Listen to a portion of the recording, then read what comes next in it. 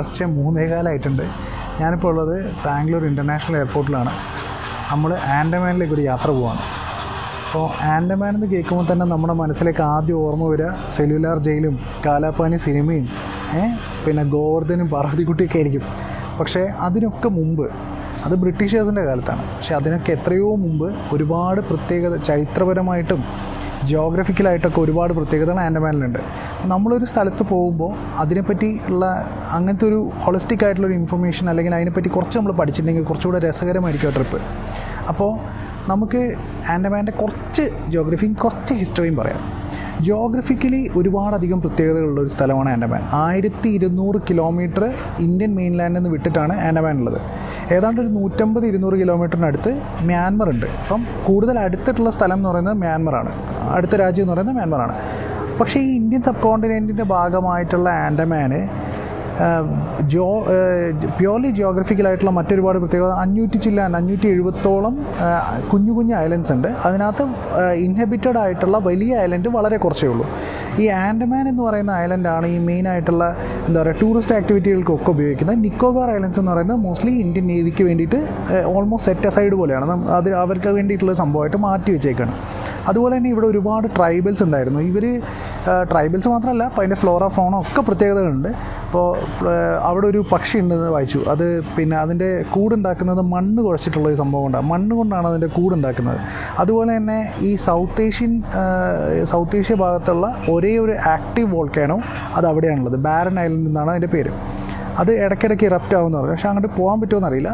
അതുപോലെ തന്നെ ഒരുപാട് കോറൽ റീഫുകളും റിച്ച് ആയിട്ടുള്ള പിന്നെ എന്താ പറയുക മത്സ്യസമ്പത്തൊക്കെയുള്ള സ്ഥലമാണ്.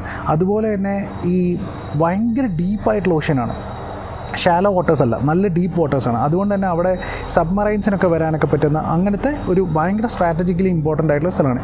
ഈ നേവൽ സ്ട്രാറ്റജിക്കൽ ഇമ്പോർട്ടൻസ് എന്ന് പറഞ്ഞാൽ, ഇപ്പോൾ ഉദാഹരണത്തിന് ഇപ്പോൾ നമ്മൾ കാർഗിൽ നിങ്ങൾ എടുത്തു നോക്കണം, അതിൻ്റെ വിഷ്വൽസ് എടുത്ത് നോക്കിയിട്ടുണ്ടെങ്കിൽ നമുക്ക് മനസ്സിലാവും പുല്ലുപോലും മുളയ്ക്കാത്തൊരു സ്ഥലമാണ് ഈ കാർഗിൽ. അതേപോലെ സിയാച്ചിൻ 10 രൂപയുടെ സാധനം അവിടെ എത്തിക്കണമെങ്കിൽ 1000 റുപ്യേനെ എണ്ണ കത്തിക്കേണ്ടി വരും, അല്ലെങ്കിൽ അത്രയും ബുദ്ധിമുട്ടാണ് അവിടെ. എന്നിട്ടും ഗവൺമെൻറ് അത് മെയിൻറ്റെയിൻ ചെയ്യുന്നത് അതിൻ്റെ സ്ട്രാറ്റജിക്കൽ ഇമ്പോർട്ടൻസ് കാരണം ഇത് മറ്റുള്ളവർക്ക് കിട്ടിക്കഴിഞ്ഞാൽ വലിയ ബുദ്ധിമുട്ടാവും. ഇപ്പോൾ ഉദാഹരണത്തിന് നമ്മുടെ രാജ്യത്തിന് ചുറ്റിലും ഒരു ദ ചെയിൻ ഓഫ് പേൾസ് എന്ന് പറഞ്ഞിട്ടൊരു സംഭവം ചൈന പ്ലാൻ ചെയ്യുന്നുണ്ട്. അതായത് ട്രേഡ് കോറിഡോർസ് എന്ന് പറയും. ഇപ്പം സ്യൂയസ് കനാൽ ഒരു ട്രേഡ് കോറിഡോറാണ്. അതുപോലെ തന്നെ അങ്ങനത്തെ ഓരോ കുഞ്ഞു കുഞ്ഞു ട്രേഡ്സിലൂടെ ആയിരിക്കും ഈ പിന്നെ കപ്പലുകൾ കടന്നു വരിക. അപ്പോൾ അവിടെയൊക്കെ ഓരോ മിലിറ്ററി ബേസ് എസ്റ്റാബ്ലിഷ് ചെയ്തുകൊണ്ട് ചൈന സ്ട്രിങ് ഓഫ് പേൾസ് എന്ന് പറഞ്ഞ സാധനം ഇന്ത്യക്ക് ചുറ്റിലും ഉണ്ടാക്കി വെച്ചിട്ടുണ്ട്. അപ്പോൾ ഇത് ഇന്ത്യയായിട്ടൊരു യുദ്ധം വന്നു കഴിഞ്ഞാൽ ഇവർ ഈ സ്ട്രിങ് ഓഫ് പേൾസിലുള്ള ഓരോ പോയിന്റുകളിലും പിന്നെ ഇന്ത്യയിലേക്ക് കൊണ്ടുവരുന്ന സംഭവങ്ങൾക്കൊരു ചെക്ക് വെച്ച് കഴിഞ്ഞാൽ എന്തായി, ഇന്ത്യക്ക് ഇതൊന്നും കിട്ടാതെയോ. ഇപ്പം ഓയിൽ ഇമ്പോർട്ടോ അങ്ങനത്തെ കാര്യങ്ങളൊക്കെ ചൈനയ്ക്ക് കൺട്രോൾ ചെയ്യാൻ പറ്റും. അതിനെയാണ് സ്ട്രിങ് ഓഫ് പേൾസ് എന്ന് പറയുന്ന ഒരു സ്ട്രാറ്റജി ആയിട്ട് ചൈന വെക്കുന്നത്. ഇതേപോലെ വളരെയധികം സ്ട്രാറ്റജിക്കൽ ഇമ്പോർട്ടൻസ് ഉള്ള സ്ഥലമാണ് ഈ ബേ ഓഫ് ബംഗാളിലുള്ള ആൻഡമാൻ നിക്കോബാർ ഐലൻഡ്സ്. ഇതിന് പണ്ട് മുതലേ ഉണ്ടത്. ഇപ്പം 1025 CE-ലെങ്ങാനാണ് രാജേന്ദ്ര ചോള പുള്ളി ചോള സാമ്രാജ്യത്തിലെ രാജേന്ദ്ര ചോളയാണ് ആദ്യമായിട്ട് ആൻഡമാനെ ഒരു എന്താ പറയുക നേവൽ ബേസ് ആയിട്ടോ അല്ലെങ്കിൽ ഒരു നേവൽ ഇങ്ങനെ ഒരു സ്ട്രാറ്റജി വേണ്ടി ഉപയോഗിച്ചിട്ടുള്ളത്. അതെന്താ സംഭവം എന്ന് വെച്ചാൽ ശ്രീവിജയ എംപയർ എന്ന് പറഞ്ഞൊരു സംഭവം ഉണ്ടായിരുന്നു. അതായത് ഇന്നത്തെ ഇന്തോനേഷ്യ, മലേഷ്യ അതൊക്കെ ഉൾപ്പെടുന്ന ശ്രീവിജയ എംപയർ എന്ന് പറഞ്ഞൊരു എംപയറിനെതിരെ ചോള സാമ്രാജ്യത്തിൽ നിന്നുള്ള യുദ്ധം, അതിന് വേണ്ടിയിട്ടാണ് പുള്ളി അത് ഉപയോഗിച്ചത്. അപ്പോൾ അന്ന് ആ കാലഘട്ടത്തിൽ ഏറ്റവും സുപ്പീരിയർ ആയിട്ടുള്ള നേവി ഉണ്ടായിരുന്നത് ചോള സാമ്രാജ്യത്തിനായിരുന്നു. അപ്പോൾ അവർ ഈ പോകുന്ന വഴിക്ക് ഇടയ്ക്ക് നിർത്തി ഒന്ന് റിഫ്രഷ് ചെയ്ത് എന്താ പറയുക റിഫ്യൂവലൊക്കെ ചെയ്ത് സെറ്റപ്പായിട്ട് പോയിട്ട് ആക്രമിക്കാൻ വേണ്ടിയിട്ട് ഇടത്താവളമായിട്ടാണ് ആൻഡമാൻ ഉപയോഗിച്ചിരുന്നത്. എന്നാൽ അതിൻ്റെ പ്രശ്നം എന്താ വെച്ചിട്ടുണ്ടെങ്കിൽ ഇത് സ്ഥിരമായിട്ട് അവർ ഉപയോഗിച്ചില്ല. കാരണം അവിടെ ഉണ്ടായിരുന്ന ട്രൈബൽസൊക്കെ ഭയങ്കര ഹോസ്റ്റൈലാണ്. പിന്നെ അത്ര എന്താ പറയുക സ്ഥലം ഉണ്ടെങ്കിലും അസുഖങ്ങൾ, പിന്നെ ഭയങ്കര ഒരു ട്രോപ്പിക്കൽ റെയിൻഫോൾസ് ലൈനാണത്. ഭയങ്കര അതുകൊണ്ടൊക്കെയാണ് അവരത് പിന്നെ 1200 കിലോമീറ്റർ ദൂരം എന്ന് വേണം ഈ സാധനങ്ങളൊക്കെ കൊണ്ടുവരാൻ വേണ്ടിയിട്ട്. അതുകൊണ്ട് അവർ അത് സ്ഥിരമായിട്ട് ഉപയോഗിച്ചില്ല. അവർ ആ യുദ്ധത്തിന് വേണ്ടിയിട്ട് ഒരു ഇടത്താവളമായിട്ട് ഇത് ഉപയോഗിച്ചു എന്നുള്ളതാണ് അന്നത്തെ ഒരു ഇമ്പോർട്ടൻസ് ആയിട്ടുള്ള സംഭവം.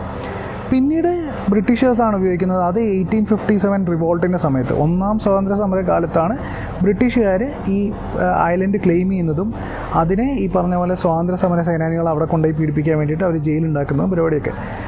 പിന്നെ അതുപോലെ തന്നെ അത് കഴിഞ്ഞിട്ട് പിന്നെ ജപ്പാനിലുള്ള ആൾക്കാർ അവിടെ വരുന്നുണ്ട്, അവരത് ഉപയോഗിക്കുന്നുണ്ട്. അതായത് ആ സമയത്ത് ജപ്പാനും ബ്രിട്ടീഷേഴ്സും തമ്മിലുള്ള യുദ്ധം ഉണ്ടായിരുന്നല്ലോ, രണ്ടാം ലോക മഹായുദ്ധ സമയത്ത്. അപ്പോൾ അവർ പിന്നെ ആൻഡമാൻ ക്ലെയിം ചെയ്തിട്ടുണ്ട്. അവരെടുത്ത് അന്ന് അലയായിരുന്ന INA സുഭാഷ് ചന്ദ്രബോസ് അത് പിന്നെ അവരുടെ എന്താ പറയുക ഒരു ആൻഡമാൻ ഏറ്റെടുത്തിട്ടുണ്ട്. പക്ഷേ അത് ജപ്പാൻ്റെ കൺട്രോളിൽ തന്നെയായിരുന്നു ബേസിക്കലി. അങ്ങനെ ഒരു സംഭവം കൂടെ നടന്നിട്ടുണ്ട്. അങ്ങനെ ചരിത്രപരമായിട്ടുള്ള കുറേ പ്രത്യേകതകളുണ്ട്. പിന്നെ ഭയങ്കര രസമുള്ള വേറൊരു സംഭവം, അത് പക്ഷേ ആൻഡമാൻ്റെ ഒരു ചരിത്രമായിട്ട് പറയാൻ പറ്റില്ല, ബേ ഓഫ് ബംഗാളിലുണ്ടായ സംഭവമാണ്. അതായത് ബംഗ്ലാദേശ് വാർ നടക്കുന്ന സമയത്ത് പിന്നെ പാകിസ്ഥാൻ അതായത് ചൈനയായിട്ടുള്ള യുദ്ധം കഴിഞ്ഞ് അങ്ങനെ ആ സമയത്ത് ഒരു പണി കഴിഞ്ഞിട്ട് നിൽക്കുന്ന സമയത്ത് അടുത്ത പണി എന്ന് പറഞ്ഞ പോലെ ഇവർ ബംഗ്ലാദേശിന് മേലുള്ള യുദ്ധം വന്നു. അതായത് പാകിസ്ഥാൻ ആ സമയം. ഈ യുദ്ധത്തിൻ്റെ സമയത്ത് ഇന്ത്യ വളരെ ക്രിട്ടിക്കലായി നിൽക്കുന്ന സമയത്ത് US-ൻ്റെയും UK-യുടെയും നേവൽ ഫ്ലീറ്റിനെ ഇന്ത്യക്ക് നേരെ വിടാൻ തീരുമാനിച്ചു. അതായത് ബംഗ്ലാദേശിനെ സപ്പോർട്ട് ചെയ്യുന്ന രീതിയിൽ വന്നു. അതായത് പാകിസ്ഥാനെ സപ്പോർട്ട് ചെയ്യുന്നു, ബംഗ്ലാദേശിനല്ല പാകിസ്ഥാനെ സപ്പോർട്ട് ചെയ്യുന്ന രീതിയിൽ വന്നു. ആ സമയത്ത് USSRൻ്റെ ഒരു സബ്മറൈൻ കറക്റ്റ് ടൈമിന് നമ്മുടെ മച്ചാൻ വന്നിട്ട് ആ ബേ ഓഫ് ബംഗാളിൽ ഈ ഭാഗത്ത് വന്നിട്ടാണ് നിന്നത്. USSR ഇടപെട്ടുന്നു എന്ന് കണ്ടപ്പോൾ അമേരിക്കയും UK-യും വിഡ്രോ ചെയ്തു. ഇന്ത്യക്ക് ആ യുദ്ധം ജയിക്കാൻ കഴിഞ്ഞു, ബംഗ്ലാദേശ് ഇൻഡിപെൻഡൻ്റ് ആയി. അപ്പോൾ അങ്ങനെയുള്ള ഭയങ്കര ഇമ്പോർട്ടൻ്റ് ആയിട്ടുള്ള മിലിറ്ററി സ്ട്രാറ്റജിക്കലി ഇമ്പോർട്ടൻ്റ് ആയിട്ടുള്ള ഒരു സ്ഥലമായതുകൊണ്ട് കൂടെയാണ് ഇപ്പോഴും അവിടുത്തെ ഭയങ്കര അടിപൊളി ബീച്ചാണെന്നാണ് കേട്ടിട്ടുള്ളത്. പക്ഷേ അത് അങ്ങനെ ഡെവലപ്പ് ചെയ്യാത്തതിനുള്ള പ്രധാന കാരണം ഇപ്പോൾ SGK സന്തോഷ് ജോർജ് കുളങ്ങരയുടെ നമ്മുടെ സഫാരിയിൽ വന്നിട്ടുള്ള സഞ്ചാരമൊക്കെ ഉണ്ടല്ലോ, അതിനകത്തൊക്കെ പുള്ളി പറയുന്നുണ്ട് എന്തുകൊണ്ടാണിത് പിന്നെ അവിടെ ഇതുപോലെ ഇത്രയും നല്ല ബീച്ചസ് ഉണ്ടായിട്ട് മറ്റുള്ള ഫോറിൻ കൺട്രീസിലൊക്കെ ബീച്ചസുമായിട്ടൊക്കെ കമ്പയർ ചെയ്യുന്ന അത്രയും നല്ല ബീച്ച് ഉണ്ടായിട്ട് പോലും അതെന്താ ഡെവലപ്പ് ചെയ്യാത്തത്, എന്താണത് ഇങ്ങനെ കിടക്കുന്നത്, ഇങ്ങനെയുള്ള ഒരുപാട് എന്താ പറയുക ഇൻ്റലിജൻസും അതുപോലെ ഫോറസ്റ്റ് ഡിപ്പാർട്ട്മെൻറ്റേയും റെഡ് ടേപ്പിൽ കുരുങ്ങി കിടക്കുന്ന സ്ഥലമാണ്. പക്ഷേ ഇതിൻ്റെ ഇമ്പോർട്ടൻസ് അതാണ്. ഈ മിലിറ്ററി സ്ട്രാറ്റജിക്കലി ഇമ്പോർട്ടൻ്റ് ആയിട്ടുള്ള സ്ഥലം നമുക്ക് അതിനാണ് പ്രയോറിറ്റി ബേസിക്കലി, അതാണ് കാര്യം. അതുകൊണ്ടാണ് അവിടെ അങ്ങനെയുള്ള ഡെവലപ്മെൻറ്റ്സ് അവർ ചെയ്യാത്തത്. പിന്നൊരു സംഭവം നടന്നതെന്ന് പറഞ്ഞാൽ ഈ ബംഗ്ലാദേശ് വാർ കഴിഞ്ഞ സമയത്ത് ആ സമയത്തുണ്ടായിരുന്ന ഒരുപാട് പേര് ഇന്ത്യയിലേക്ക് അഭയാർത്ഥികളായിട്ട് റെഫ്യൂജീസായിട്ട് വന്നിരുന്നു. അപ്പോൾ അവരെ പിന്നെ ജവഹർലാൽ നെഹ്റു ഇടപെട്ട് ഈ ആൻഡമാനിലെ ഇൻഹാബിറ്റൻസ് ആയിട്ട് കൊടുക്കുകയും ചെയ്തിരുന്നു. അന്ന് അവിടെ വന്നവർക്ക് 10 ഏക്കർ ഭൂമി വെച്ച് ഇവർ പതിച്ചു കൊടുത്തു. അപ്പോൾ ഈ 10 ഏക്കർ ഭൂമി പതിച്ചു കൊടുത്ത് കുറേ നാൾ കഴിഞ്ഞപ്പോൾ പുറമേയുള്ള പലരും വന്നിട്ട് ഇതിന്ന് സ്ഥലം മേടിക്കാൻ തുടങ്ങി. അപ്പോൾ അതിനകത്തൊരു നാഷണൽ സെക്യൂരിറ്റി ത്രെറ്റ് ഉണ്ടെന്ന് മനസ്സിലാക്കിയപ്പോൾ ഗവൺമെൻറ് അവിടെ പുതിയ ഒരുപാട് നിയമങ്ങൾ കൊണ്ടുവന്നു. ഇപ്പോൾ ഒക്കെ അവിടെ സ്ഥലം മേടിക്കണമെങ്കിൽ അവിടെ 10 വർഷം ആൻഡമാനിൽ സ്പെൻഡ് ചെയ്തിട്ടുള്ള ആൾക്കാർക്ക് മാത്രമേ സ്ഥലം മേടിക്കാനൊക്കെ പറ്റുള്ളൂ. അങ്ങനെയുള്ള പല നിയമങ്ങൾ കൊണ്ടുവന്നു. ഫോറസ്റ്റ് ഡിപ്പാർട്ട്മെൻറ്റ് സ്ട്രിക്റ്റ് ആയിട്ടുള്ളത് പിന്നെ എന്താ പറയുക ഒരു മോണിറ്ററിങ് അവിടെയുണ്ട്.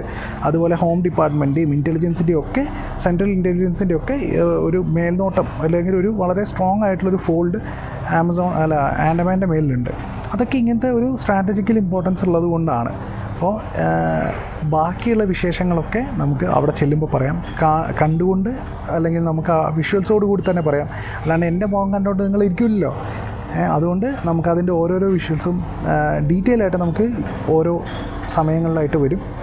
അപ്പോൾ സ്റ്റേ ട്യൂൺഡ്. നിങ്ങളുടെ അഭിപ്രായങ്ങൾ പറയണം. എങ്ങനെ ഇതിനകത്ത് എന്തൊക്കെ മാറ്റങ്ങൾ കൊണ്ടുവരണം, എന്തൊക്കെ ചെയ്യാൻ പറ്റുമെന്നൊക്കെ. ഇതിപ്പോൾ ലൈവ് വീഡിയോ അൺസ്ക്രിപ്റ്റഡ് അങ്ങനെ പഠിച്ചിട്ട് ഞാനങ്ങ് പറഞ്ഞതാണ്. ഞാൻ ഒരു സ്ഥലത്തേക്ക് പോകുന്നതിന് മുന്നേ അതിനെപ്പറ്റി കഴിയാവുന്നത്രയും പഠിക്കാൻ ശ്രമിക്കാറുണ്ട്. അതിൻ്റെ ബേസിൽ അങ്ങനെ പറഞ്ഞതാണ്. ഇതതിൻ്റെ ജിയോഗ്രഫിക്കൽ ഇമ്പോർട്ടൻസും ഹിസ്റ്റോറിക്കൽ ഇമ്പോർട്ടൻസും ഒക്കെ പറഞ്ഞു നമുക്ക് അവിടെയുള്ള സ്ഥലങ്ങളും വിശേഷങ്ങളും ഒക്കെ കാണാം. അതുവരേക്കും പീസ്.